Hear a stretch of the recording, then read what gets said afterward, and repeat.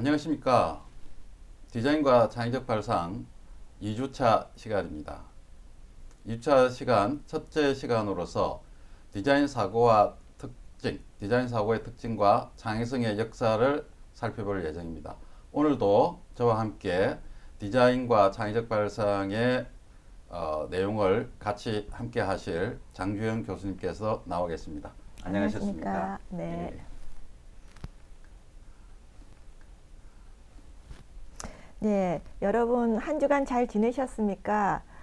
이제 여러분이 입학을 해서 첫 주간을 보냈습니다. 그동안 수강 신청도 정정을 좀 정리가 되셨는지 모르겠네요. 첫 학기의 첫 주라서 여러 가지 혼란이 많을 줄 압니다. 그리고 또 원격 수업들을 많이 하다 보니까 여러 가지 불편한 점도 있을 거고 여러 가지 한계점도 많을 줄 압니다. 하지만 또 이러한 어려운 가운데 수업을 하고 있으니까 여러분들이 이해해 주시고 양해해 주시고 또 서로 배려하는 마음으로 조금씩 또 우리가 특별히 창의적 수업이니까 창의적인 태도를 가지고 수업에 임해 주신다면 여러분들이 더 좋은 것들을 많이 배우지 않을까 생각합니다. 저희 교수님들도 여러분들이 수업을 잘 할 수 있도록 최선을 다해서 준비를 하고 있으니까 잘 협조해 주시고 따라와 주시길 바랍니다. 이제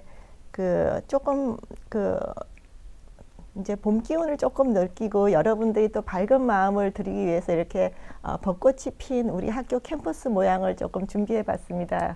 저 벚꽃이 희드르게 지게 친 아마 4월 달의 풍경인 것 같아요. 네, 그렇죠.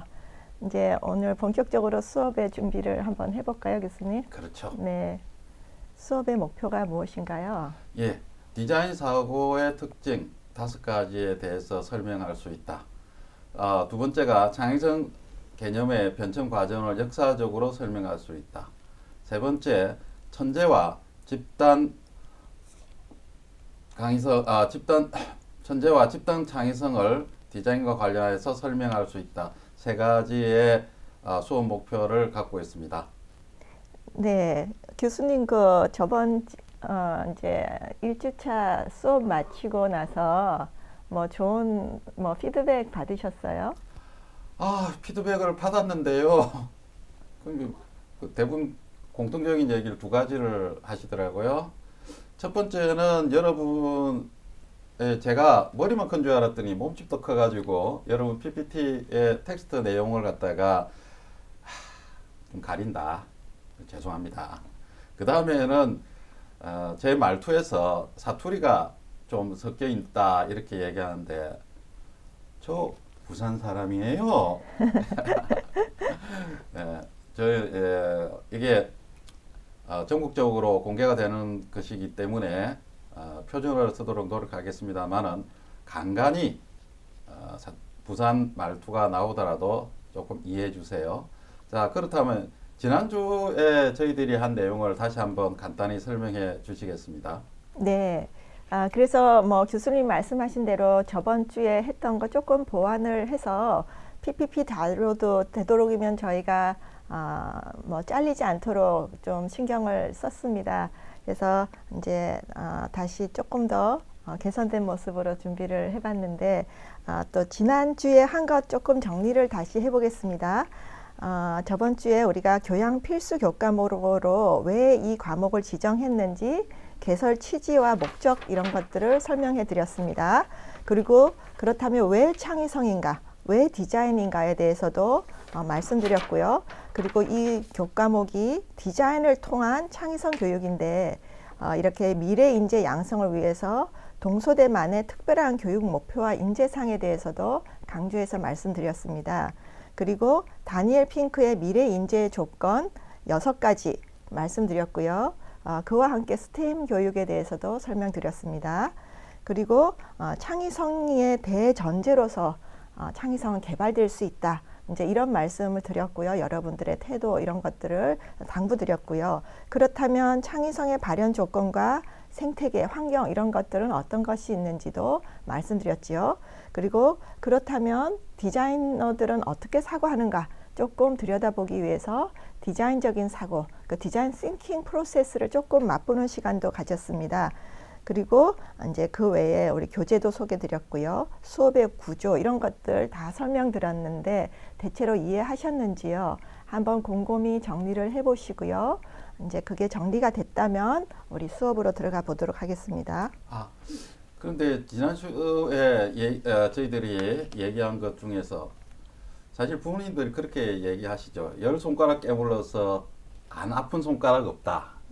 그 많은 얘기들 중에 가장 핵심적인 내용이라면 뭐로 꼽을 수가 있을까요? 예, 그래서 미래에 왜 창의적인 인재가 필요한지 그리고 왜 동서대학에서는 이런 것을 하며 특별한 교육 목표가 있었죠. 우리가 하고자 하는 인재상이 있었는데 그런 부분을 조금 이해를 해주시면 여러분들이 수업을 하는 목적이 명확하다면 훨씬 이제 배우는 게 많다고 생각이 들고요. 더불어서 다니엘 핑크의 미래 인재가 갖추어야 할 6가지에 대해서 여러분들이 숙지하고 계시면 좋을 것 같습니다. 예, 그러면 수업으로 들어가도록 하겠습니다. 이미 도입부에서 얘기를 드린 것처럼 이번 시간의 목적의 첫 번째는 디자인 사고. 디자이너는 어떤 사고를 하는가에 대해서 설명을 갖다가 하려고 합니다. 그래서 디자인적 사고는 좀 세분적으로 나누면은 총 5가지로서 설명을 드릴 수가 있습니다.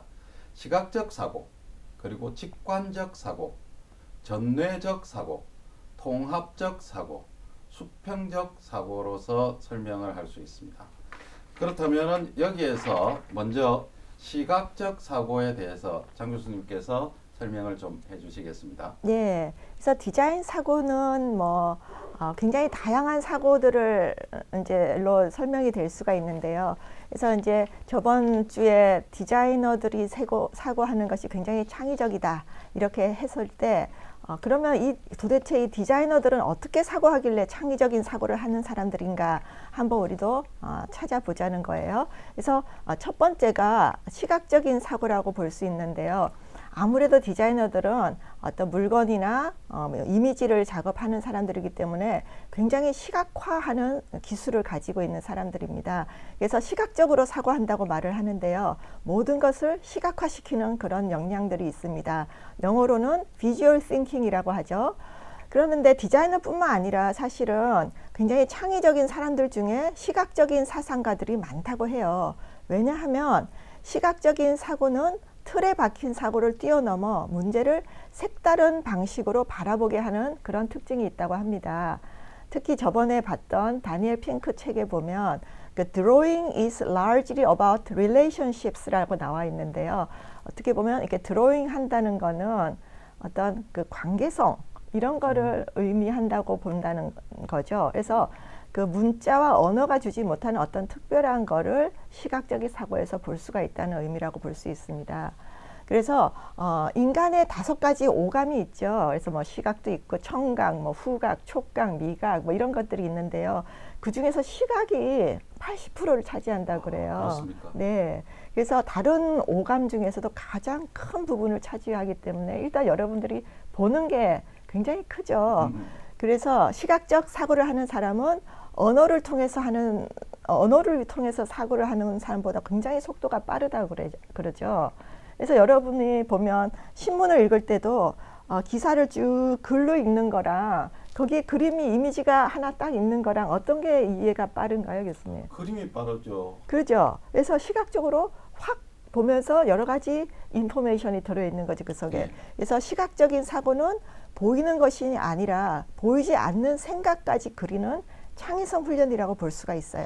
가장 중요한 훈련이군요. 네. 그래서 쇼펜하우어가 이런 말을 했어요. 글자를 읽으면 지식이 확장되지만 이미지를 그리면 지식이 창조된다고 그랬어요. 그렇기 때문에 자기 생각을 글보다는 이미지로 표현하는 법을 배우라. 그런 거를 가르쳐라. 기르라. 이런 말을 했어요. 쇼펜하우어가 철학자인데 언제 네. 저희들 창의성을 갖다가 예. 그래서 이거 읽어보시면 이미지로 생각하면 연상도 되고 유추가 되는 그런 작용이 뛰어나기 때문에요. 생각이 더 빠를 수밖에 없다는 거죠. 그래서 문제를 보다 폭넓고 색다른 방식으로 바라보게 되어서 신선한 아이디어를 낼 수 있다고 합니다. 그러므로 우리가 학교 교육에서 학생들이 이제 글자, 언어에 이제 갇혀버렸어요. 그래서 12년 동안 오랫동안 여러분들이 언어랑 문자에 갇혀서 창의적인 사고를 할 그런 여유가 없었다는 거죠. 그런 창조력의 한계를 뛰어넘기 위해서는 시각적인 사고로 연습하는 걸 해봐야 된다는 거예요. 그래서 이미지로 만드는 것은 형상화하는 거거든요. 시각적으로 형상화하고 시각화해보는 그런 훈련을 하는 건데 그 자체가 창조적인 행위라는 거죠. 네, 그래서 이제 여러분들이 수업 시간에 이제 시각화 훈련들을 많이 할 겁니다. 그래서 머리로만 이해하지 말고 생각을 시각화하는 연습을 해보는 거죠. 그래서 뭔가 예술가처럼 멋있게 잘 그리라는 뜻이 아니죠. 그래서 여러분 낙서도 괜찮아요. 그래서 뭐 이렇게 낙서도 하고 마인드맵도 그리고 이런 데이터들을 한번 문자 말고 이미지로 한번 표현해 보라는 거예요. 그래서 아이디어 스케치도 뭐 해보고 도표, 그래프, 그다음에 마인드맵, 인포그래픽 이런 것들이 전부 다 시각화된 형태라고 볼 수 있고요. 그래서 뭐 그런 시각화를 하는 것이 앞서 장 교수님께서 얘기하셨다시피 자기 생각을 드러내는 것이 중요한 것이지 잘 그리는 게 아니죠. 그렇죠. 우리 시간에서 추구하는 것은 잘 그리는 거 아니에요. 네, 소통하는 커뮤니케이션이라고 볼 수가 있습니다. 그렇죠. 네. 그래서 이런 아이디어를 발전시키는 데 있어서 그리고 창의적으로 문제를 해결하는 데 있어서 시각적인 것이 표현이 도움이 되는 것이죠. 그렇죠. 그래서 그렇다면 시각적인 사고는 언제 필요한가요? 예, 그래서 뭐 혼자서 아이디어를 발상할 때도 사실 여기에 보면은 그 마인드맵이 있죠. 마인드맵이라는 거는 이제 우리가 마음속에서 머릿속에서 생각을 할 때 방사형으로 생각이 발산이 된다 그래요. 그런 형식으로 그린 것이 이제 마인드맵인데요. 이렇게 마인드맵 형식으로 이제 아이디어를 다양하게 자유롭게 이제 내볼 때 또 쓸 수가 있고요. 또 아이디어 전략을 구상할 때, 새로운 아이디어를 개발할 때, 아이디어를 정리할 때도 필요하고요. 문제를 해결할 때, 그리고 아이디어를 공유할 때도 문자로 갖다 주는 것보다 서로 아이디어를 공유할 때 그림을 그려서 하면 훨씬 효과적으로 표현이 되고요. 그리고 어떤 복잡한 내용을 설명할 때 특히 이미지로 설명을 할 때 훨씬 이해가 빠르다는 거죠. 그리고 명확한 이해가 필요할 때도 이제 그 시각적인 사고가 필요한데요. 그래서 여러분들이 뭐 노트를 사가지고 노트에 막 줄이 쭉쭉 그어진 거기다가 글을 계속 쓸 때는 그렇게 아이디어가 자유롭게 못 나온다는 거죠. 그래서 줄이 없는 그냥 백지에다가 자유롭게 그림 그리고 마인드맵도 하고 이제 그런 훈련이 필요하다는 겁니다. 그렇죠. 그렇다면 조금 그 시각 사고가 중요하다는 것을 장주영 교수님께서 강조를 하셔가지고 이해는 되는데 구체적으로 이게 조금 보여줬으면 하는데 네. 그 예가 어떤 게 있을 수가 있을까요? 뭐 교수님은 커피 좋아하세요? 커피 좋아합니다. 네. 하루에 여러 잔 마십니다. 그러시죠. 요즘 우리 주변에 커피숍 굉장히 많이 생기는데요. 예. 초기에 우리나라에 커피숍, 카페 같은 게 막 많이 생길 때 커피 음료가 이렇게 뭔가 친근하지 않으신 분들은 메뉴 선택이 어렵겠죠. 그렇겠죠. 카페라떼가 뭔지, 카푸치노가 뭔지. 그냥 외국에서 들어온 거예요. 그죠? 그래서 그거 생소한 분들한테 이제 그 메뉴를 설명한다 생각해 보세요. 이렇게 적혀진 것처럼 뭐 에스프레소는 뭐고 카페라떼는 뭐와 뭐가 어떻게 몇 대 몇으로 섞여서 맛이 어떻고 이런 식으로 유래가 이렇게 텍스트로 쫙 정리를 이렇게 한 단락으로 썼어요. 그래서 이거를 갖다가 카페에 딱 붙여놨으면 메뉴를 선정할 때 도움이 될까요? 그걸 언제 보고 있습니까? 보고 이걸 어떻게 합니까? 그죠? 복잡하고 이해도 잘 안 되죠. 시간 많이 걸리죠. 그랬을 때 이렇게 이미지로 이거를 이제 인포그래픽이라고 하는데요. 이미지로 표현을 했다. 그러면 에스프레소는 커피 양이 굉장히 작구나. 그리고 카페 라떼는 에스프레소 위에 우유가 들어있고 그 위에 거품이 그렇게 들어있구나. 카푸치노는 거품 양이 좀 더 많구나. 아메리카노는 물이 이렇게 들어있구나. 이런 거를 그냥 직관적으로 금방 알 수가 있게 되는 거죠. 그렇죠. 속도가 훨씬 빠르죠.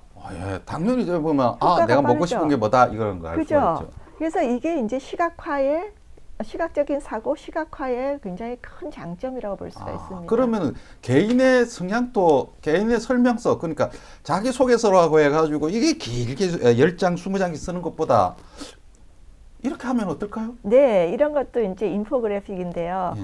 그래서 이거는 뭐 홍대 앞에 잡지에 이제 인포그래픽을 하나 가져왔는데 홍대 앞에서 작업을 하는 일러스트레이터 어떤 분의 신상에 대한 인포그래픽이에요. 굉장히 재미나게 표현이 됐어요. 험악한데요. 이분의 인상착의에서부터 시작해서 이분의 프로파일이라든지 이 사람의 취향이라든지 이 사람이 장난감을 몇 개를 가지고 있는가, 일상생활은 어떤가, 이런 모든 이 사람에 대한 정보와 데이터들이 재미나게 표현이 돼 있어요. 그 성향에서도 여기서 보면은 이렇게 그래프로 해가지고 원형 그래프로 네. 설명하는 게 훨씬 쉽게 나오네요. 눈에 딱 들어오죠. 예. 그래서 만약에 이 많은 내용들과 정보를 예. 글로 썼다면 양이 얼마나 될까요? 뭐 수십 장이죠. 예. 그거 언제 읽어봅니까? 그래서 이렇게 두꺼운 책이 되겠죠. 이 사람에 대해서 쓰려면. 근데 사람들이 그걸 다 보는 것도 힘들고 이해도 어렵잖아. 시간도 오래 걸리고. 예. 그랬을 때 이게 이런 시각화 작업, 이런 인포그래픽 이런 것들은 굉장히 효과적이고 여러분들의 정보 전달에 유용하다는 거죠. 근데 뭐, 이분은 그래도 일러스트레이터로 특별히 훈련을 받으신 분인데 우리 이 디자인과 장인을 수업을 듣는 우리 학생들은 어떻게 표현할 수 있을까요? 네, 그 뭐 다양하게 쉽게 표현하죠. 아까 김밥 같은 경우도 이제 보면 외국 사람한테 김밥을 설명한다고 했을 때 뭐 이렇게 구구절절 언어도 잘 소통이 안 되죠. 영어, 한국말 이런 게 안 되는 상태에서 하는 것보다 요거 하나 이렇게 제대로 그림 그려서 설명해 주면 훨씬 의사소통이 편하던 거예요. 그러니까 이게 어떻게 보면 커뮤니케이션에 굉장히 효과적이라고 말씀을 드릴 수가 있어요. 예. 그래서 우리 학생들이 할 수 있는 방법. 네. 그래서 뭐 이것도 이제 지도인데요. 이거는 이제 부산의 지도예요, 교수님. 진짜 부산입니까? 네, 예. 그래서 이거는 이제 부산에 관광객들이 많아서 부산의 뭐 길거리 음식이라든지 맛집 같은 거를 찾아다니는 사람 요즘 많죠. 오, 여기 저 용산공원이 보이고 네. 자갈치도 보이고. 네. 그 부산에 다들 아는 곳인데. 네. 그래서 이쪽 지도를 보면 그냥 일반적인 지도에다가 맛집 위치를 표시해서 글자로 이렇게 넣어놨어요. 예. 그리고 저쪽은 우리 학생이 그린 거예요. 우리 학생이 그린 건데 지도에다가 뭐 이제 뭐 오뎅은 어디가 맛있고 이거 뭐 저기 고등어 구이는 어디가 맛있고 이렇게 표시를 잘 그려놨죠. 저기 제가 좋아하는 곳이 여기 있네요. 네. 그래서 뭐 여러분들이 말할 필요 없이 어떤 게 더 효과적으로 보이는지 아시겠죠? 당연하게 알죠. 네. 그래서 이것도 우리 저기 이게 마인드맵으로 예. 그 자기 자신을 한번 자유롭게 표현을 해봤어요. 그래서 그림으로 한번 표현했습니다. 그래서 똑같이 그 뭐 그렇게 잘 그릴 필요는 없어요. 자기 아이디어를 자유롭게 한번 표현해 본다고 생각하고요. 줄 맞춰서 목록이나 뭐 글을 길게 쓰지 않아도 자신을 한번 표현해 보자는 거예요. 이것도 우리 디자인과 창의적 수업을 하면서 1학년 학생이 그린 겁니다. 그렇다면 이렇게 시각적 사고라고 하는 것이 제품의 외관과 그다음에 인간과의 대화. 그렇죠. 그래서 하나의 사물이라고 하는 것은 그 자신을 대표할 수 없기 때문에 그 무엇을 시각적으로 표현할 때 나오는 거죠. 그런데 이 작품을 보니까 굉장히 예뻐요. 네. 그 어디에 쓰는 물건입니까? 네, 이제 저 작품 같은 경우는 그 프랑스의 유명한 스타 디자이너죠. 필립 스탁이라는 분이 그 레몬을 짜기 위한 그런 도구로서 디자인한 건데. 그래 100% 천연 레몬을 먹을 수 있는 방법이네요. 네, 레몬즙을 이제 짤 수 있으면서도 시각적으로도 심미적으로 아름다워서 콜렉터들이 이제 막 생기기 시작한 유명한 작품이고요. 그 옆에 있는 작품은 저거 인형입니까? 네, 이거는 이제 그 오프너죠. 그 와인 병따개인데요. 그 알렉산드로 맨딘이라는 그 이탈리아의 또 유명한 디자이너가 디자인 알렉시의 제품입니다. 그래서 이제 이런 제품들은 디자이너들은 이런 외관과 작업을 하기 때문에 외관에서 주는 시각적인 어떤 그 메시지가 있어요. 그래서 거기서부터 우리가 감성적인 어떤 느낌도 전달하고 또 기능적인 것도 느껴질 수 있게 이제 디자인을 해야 되는 그런 임무가 있죠. 이런 상품은 그냥 서랍 속에 들어가지도 않고 밖에 딱 진열시켜 놓으면 이쁘겠는데요. 네, 그래서 이거는 뭐 굉장히 감성 디자인이라고 하는 뭐 이제 이름으로 많이 나오는 작품들이고요. 그래서 기능적일 뿐만 아니라 뭔가 물건과 사람과 대화를 하고 교감을 나누는 그 보기만 해도 즐거움을 주는 그런 제품이라고 볼 수가 있습니다.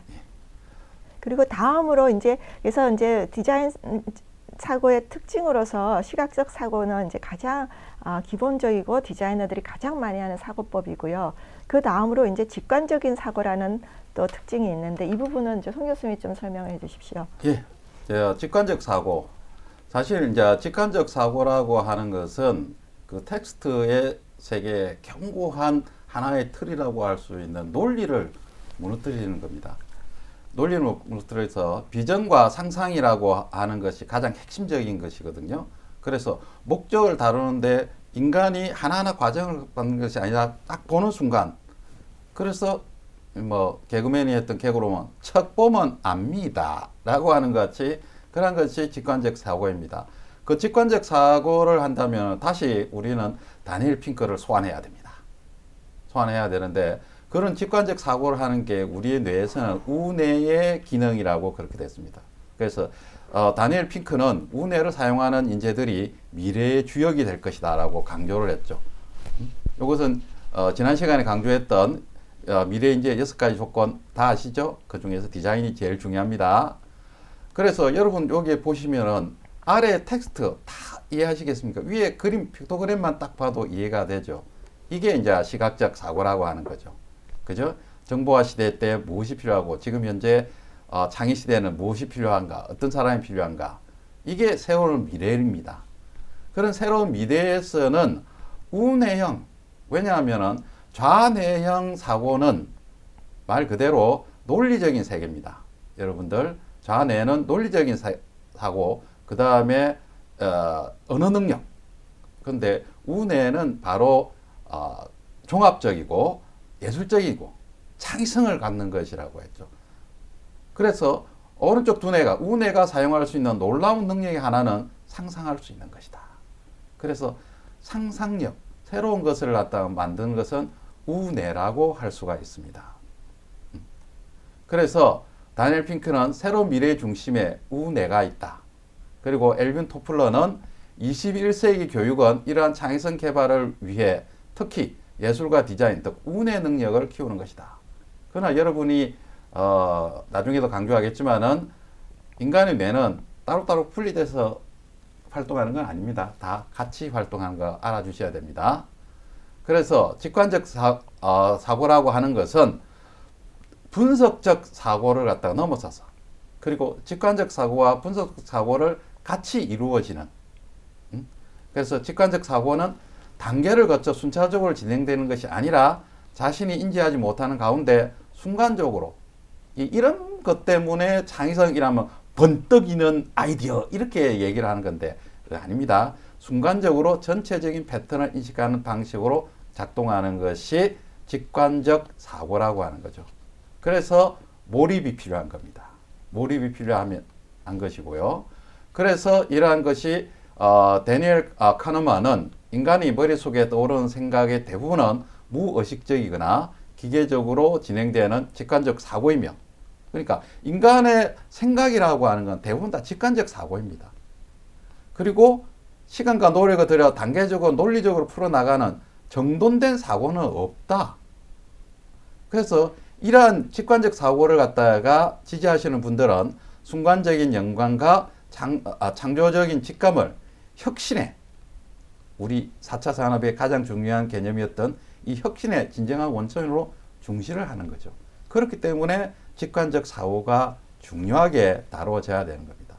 아울러서 이런 우뇌의 활동을 강조했다고 하지만은 다니엘 핑크가 사실 한쪽만 쓰면 안 됩니다.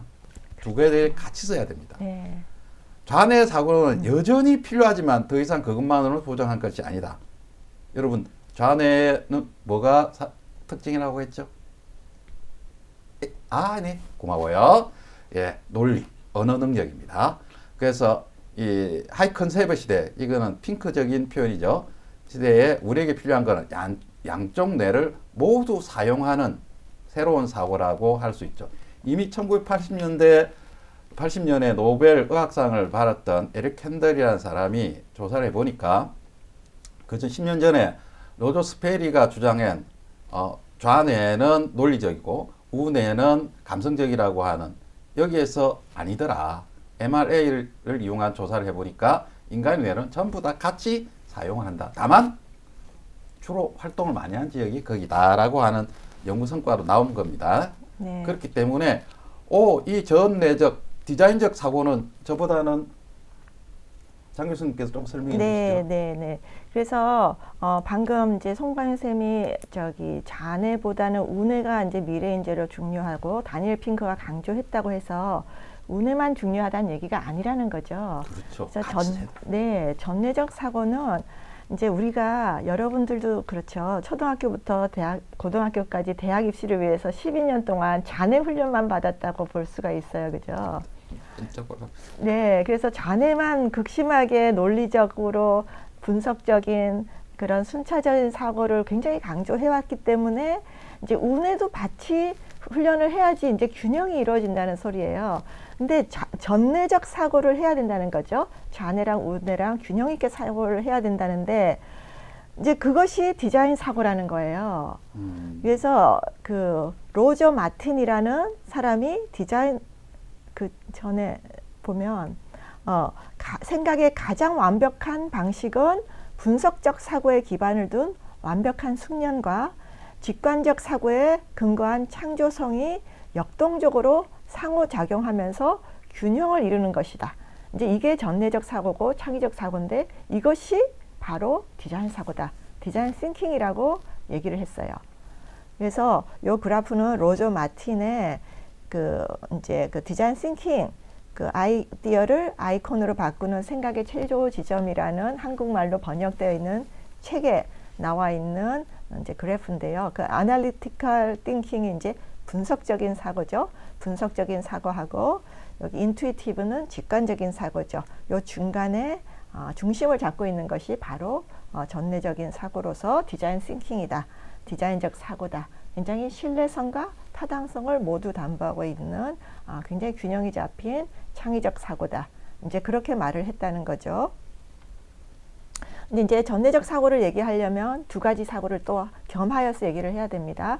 하나가 확산적 사고고 하나는 수렴적 사고예요. 확산적 사고는 주어진 정보를 가지고 수많은 해답을 만들어내는 능력이에요. 그래서 많이 발산하는 능력이고요. 또 수렴적 사고는 주어진 정보를 가지고 한 가지 옳은 해답을 찾아가는 수렴적인 사고라고 볼 수 있습니다. 그래서 문제 해결을 위한 가장 보편적인 방법이 수렴적 사고예요. 그래서 확산적 사고 때는 우뇌 활동이 많은 거고요. 이제 수렴적 사고 때는 좌뇌 활동이 많다고 볼 수가 있어요.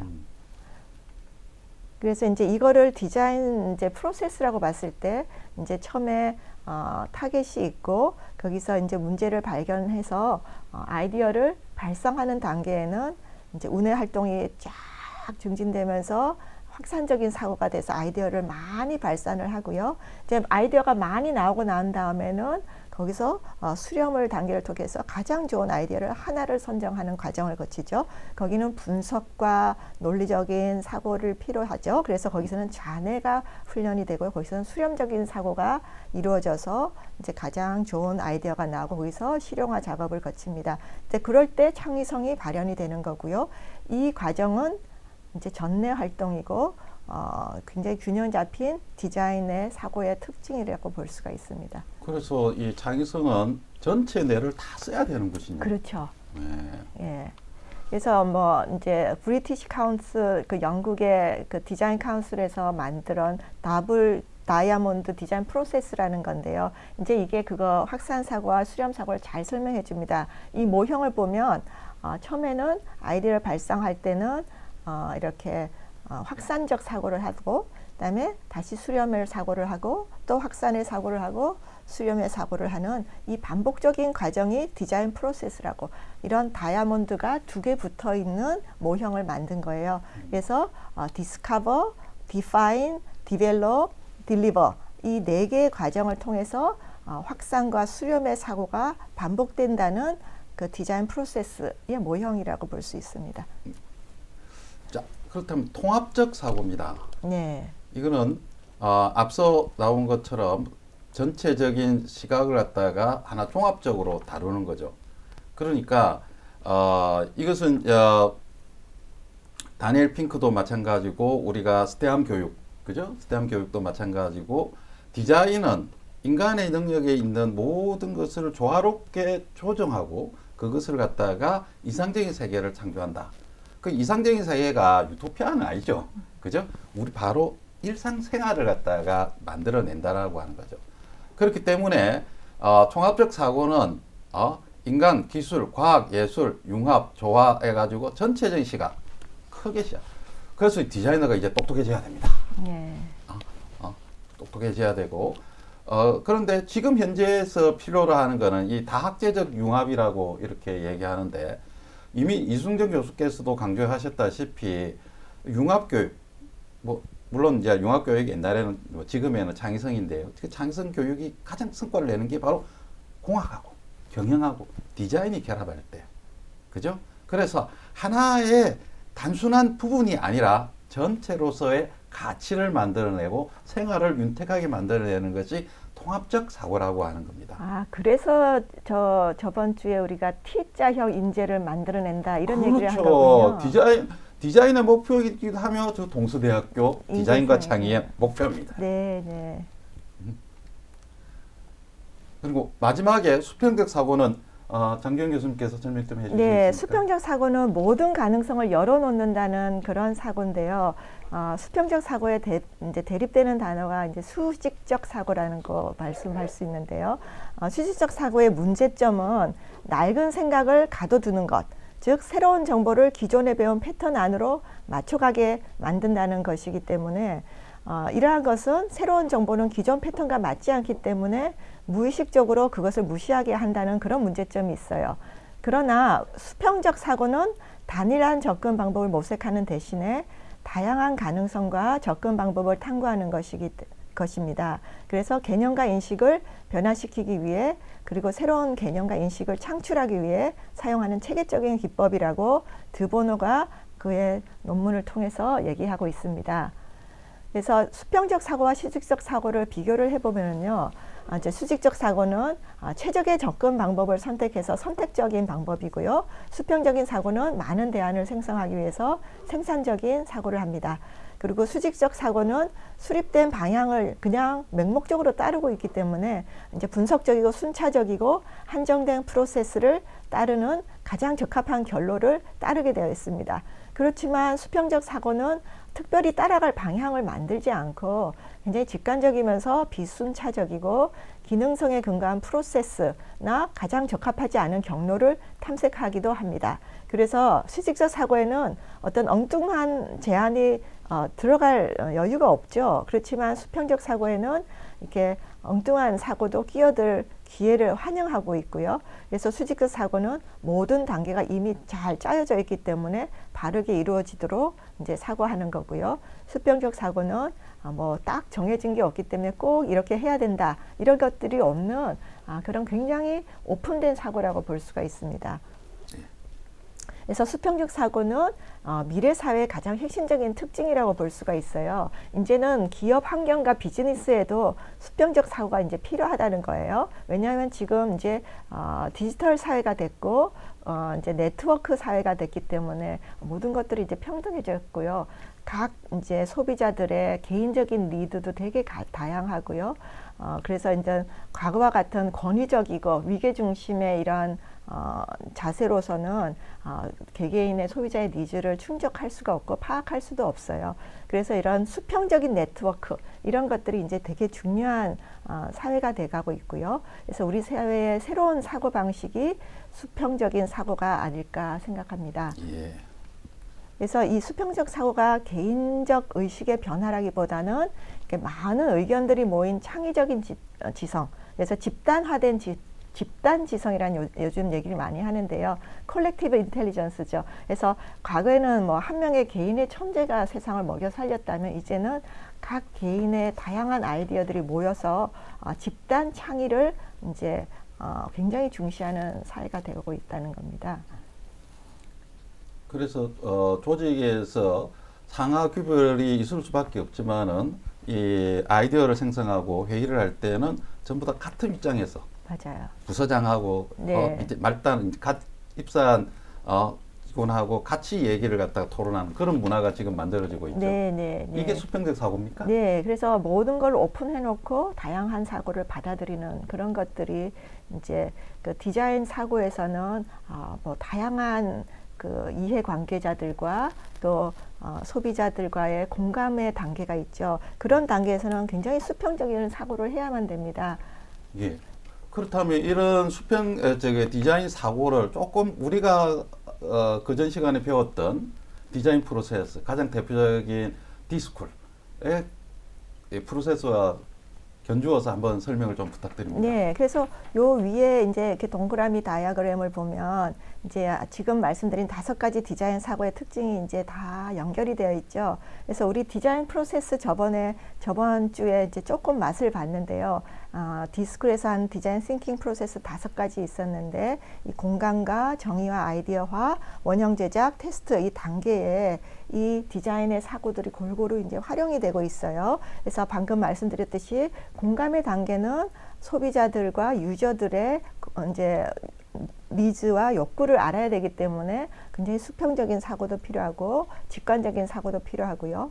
또 정의의 단계는 문제를 정의를 해야 되기 때문에 굉장히 통합적인 사고도 필요하고요. 전내적인 사고도 필요합니다. 그리고 아이디어화 단계에서는 이제 또 발산을 해야 되고 아이디어를 많이 내야 되니까 직관적인 사고가 필요하고요. 원형 제작의 시간에는 이제 시각적 사고가 이제 전적으로 필요합니다. 그래서 테스트를 하러 시제품을 만들어야 되겠죠. 시제품은 뭐 말로 하는 게 아니라 보여주면서 해야 되니까 시각화 작업을 해야 되고 형상화 작업을 해야 됩니다. 그래서 시각적인 사고가 이제 원형 제작에는 필요하고 그래서 사람들한테 또 다시 테스트를 하고 이 모든 과정에 우리가 방금 얘기한 5가지 디자인 사고의 특징들이 다 활용이 되고 있고 이러기 때문에 굉장히 통합적인 사고면서 전내적인 사고 활동이고 이것이야말로 디자인 사고라고 말씀할 수 있습니다. 그래서 디자인 사고라고 하는 것은 이게 따로 떼어놔서 설명할 수 있는 게 아니죠. 네, 그렇죠. 이것이 시각적 사고, 직관적 사고, 전내적 사고, 통합적 사고, 수평 사고가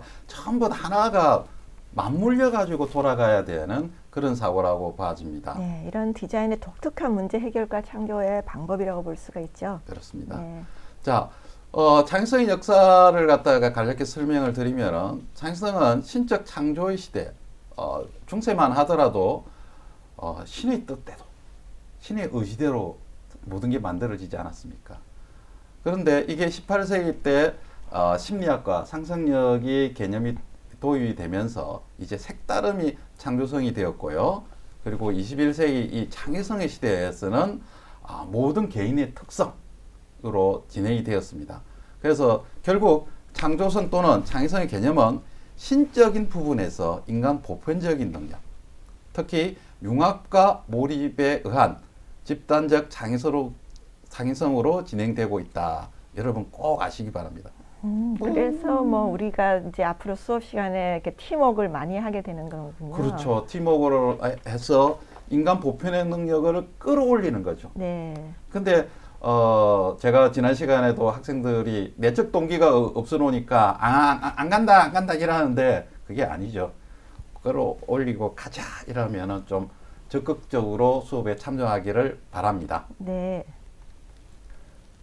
그렇다면은 저희들이 이제 마칠 시간이 다가오고 있는데요. 디자인과 창의적 발상의 담당 교수님들은 어떤 욕심이 있죠? 네, 지난주에도 욕심을 얘기했는데 또 욕심이 생기네요. 욕심쟁이에요. 네, 그래서 우리 학생들이 이제 지난 12년 동안 굉장히 잔해 훈련만 받아왔다는 거죠. 그러니까 이제 운의 훈련도 좀 해가지고 굉장히 감성과 통섭 능력까지 갖춰서 전인적인 미래형 T자 인재가 됐으면 좋겠어요. 아, 네. 그런 목적을 갖고 있군요. 네. 그래서 동서대학은 다 계획이 있군요. 네, 네. 그렇죠. 지금까지 2주차 1차 시 디자인과 창의적 발상 얘기를 갖다가 진행했습니다. 나머지 부분에 대해서는 2차 시에서 다시 만나기를 약속드리면서 1차 시를 여기서 마치도록 하겠습니다. 네, 수고하셨습니다. 수고하셨습니다.